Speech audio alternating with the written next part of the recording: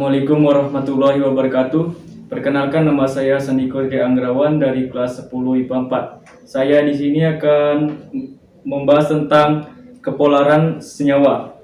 Sebelum kita melakukan praktek, kita harus tahu pengertian senyawa polar dan senyawa non-polar. Senyawa polar adalah senyawa yang terbentuk akibat adanya suatu ikatan antar elektron pada unsur-unsurnya. Hal ini terjadi karena unsur yang berikatan tersebut mempunyai nilai keelektronegatifikasi yang berbeda.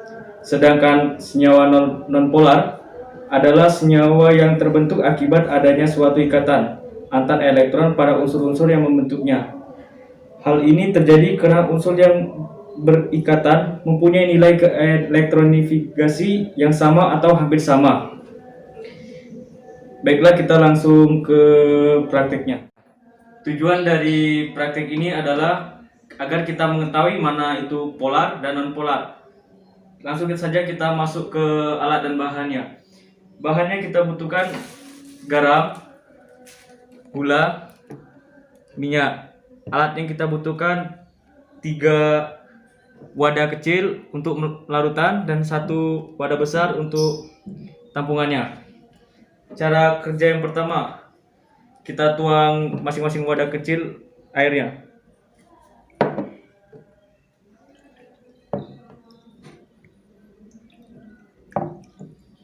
Kemudian ketiga wadah ini, wadah pertamanya kita isi garam.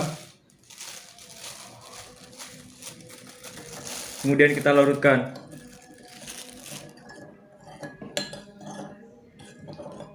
Wadah kedua kita kasih gula dan larutkan. Dan wadah ketiga kita beri minyak dan larutkan. Berhenti dulu. Setelah wadah 1 kita beri garam, wadah 2 kita beri gula, wadah 3 kita beri minyak, kita amati dari ketiganya. Wadah 1 terlarut, wadah 2 terlarut, wadah 3 tidak terlarut. Kita ingat pengertian dari polar dan non-polar. Polar itu zat kalau dicampurkan dia terlarut karena kenapa? Karena dia memiliki sifat yang sama. Seperti wadah 1 dia terlarut berarti masuk ke polar, dan yang campuran gula terlarut berarti dia masuk polar. Wadah 3 dia tidak terlarut berarti dia masuk ke non-polar. Langkah kedua yaitu tujuannya untuk menguji kelistrikannya. Caranya kita menggunakan corong. Ini kita tuangi ke dalam corong larutan garam.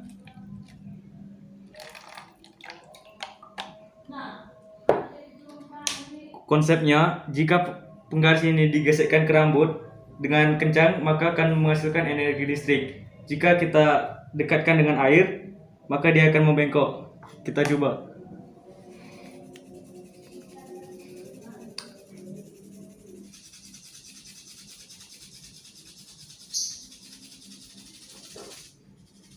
Kemudian kita dekatkan dengan airnya. Hasilnya bengkok.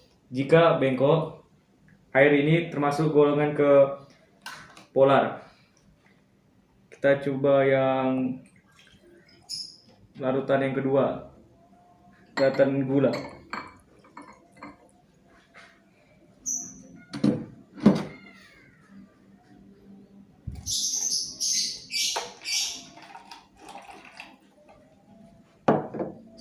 Sama kayak tadi, kita gesekkan penggaris untuk menghasilkan listrik statis.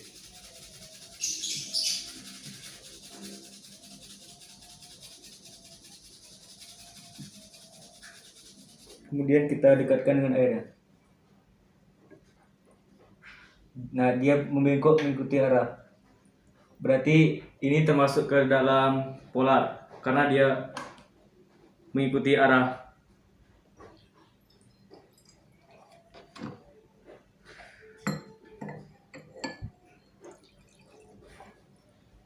Kemudian untuk larutan minyak dan airnya.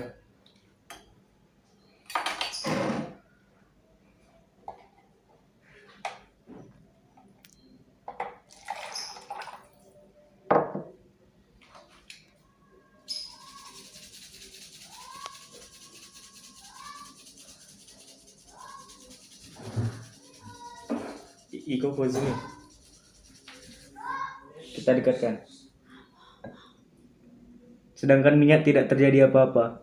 Artinya larutan minyak termasuk ke dalam nonpolar. Nah, dari percobaan tadi kita dapat membuat kesimpulannya. Jadi kesimpulannya adalah berdasarkan hasil pengamatan di atas dapat disimpulkan bahwa apabila suatu benda bermuatan listrik didekatkan pada cairan tertentu, maka akan ada reaksi berbeda-beda tergantung molekul cairan tersebut. Reaksi pembelokan suatu cairan ketika didekati benda bermuatan listrik terjadi apabila cairan tersebut mempunyai ikatan kovalen polar. Sedangkan apabila tidak ada reaksi, maka cairan tersebut mempunyai ikatan kovalen nonpolar. Sekian dari saya, terima kasih. Wassalamualaikum warahmatullahi wabarakatuh.